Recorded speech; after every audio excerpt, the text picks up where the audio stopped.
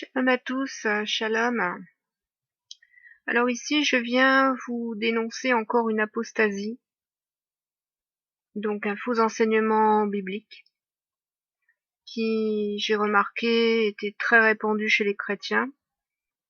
C'est un enseignement fort répandu, c'est celui qui dit que Ismaël, le fils d'Agar, est issu d'un adultère.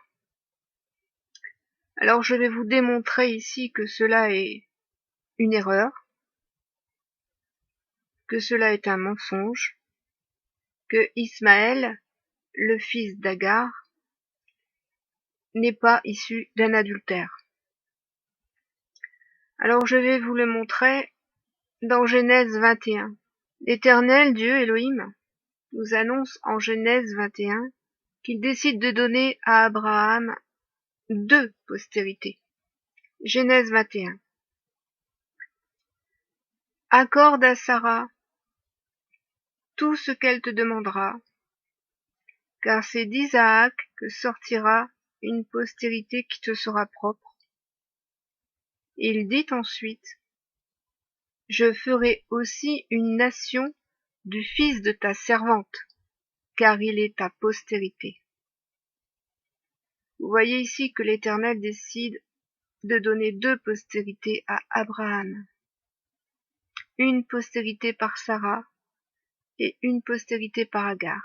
Elohim nous dit également,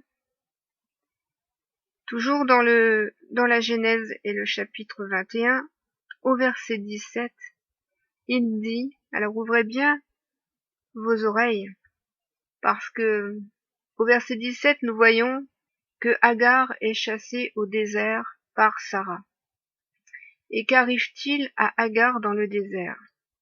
Elle rencontre l'ange de l'Éternel. Et que lui dit-il? Verset 17, Genèse 21. Dieu entendit la voix de l'enfant, parce que Agar se sauve au désert avec Ismaël, et l'ange de Dieu appela du ciel Agar, et lui dit: Qu'as-tu, Agar? Ne crains point, car Dieu a entendu la voix de l'enfant dans le lieu où il est. Lève-toi, prends l'enfant, saisis-le de ta main, car je ferai de lui une grande nation. Si vous ne comprenez pas ce qui est dit dans Genèse 21, Paul nous l'explique dans le Nouveau Testament.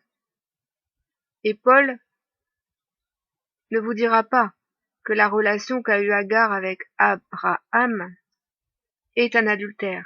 Il ne vous dira pas non plus qu'Ismaël est issu d'une relation d'adultère. Mais il vous dira, Paul, dans Galates 4, à partir de verset 22, car il est écrit qu'Abraham eut 2 fils, un de la femme esclave et un de la femme libre. Mais celui de l'esclave naquit selon la chair, et celui de la femme libre naquit en vertu de la promesse. Ces choses sont allégoriques, car ces 2 femmes sont 2 alliances. Vous avez bien entendu, Sarah et Agar sont 2 alliances. L'une du mont Sinaï, enfantant pour la servitude, c'est Agar, car Agar, c'est le mont Sinaï en Arabie, et elle correspond à la Jérusalem actuelle qui est dans la servitude avec ses enfants.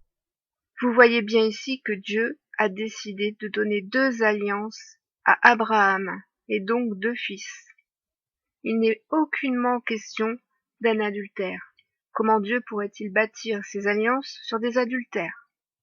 Bien au contraire, Paul nous explique que l'alliance d'Agar, c'est l'alliance du mont Sinaï, et que l'alliance de Sarah, c'est l'alliance de Yeshua. Agar, c'est la Jérusalem d'en bas, et Sarah, c'est la Jérusalem d'en haut. C'est ce que Paul nous explique dans Galates. Je vous exhorte encore à examiner toutes choses selon la parole, selon le conseil de l'Esprit, selon la lumière que Dieu puisse vous révéler. J'espère que cet audio aura pu vous fortifier, que Dieu puisse vous garder, tous, petits et grands qui êtes dans le corps de Christ, à l'heure de la tentation qui est sur le monde. Soyez très vigilants, soyez très prudents, et soyez tous bénis.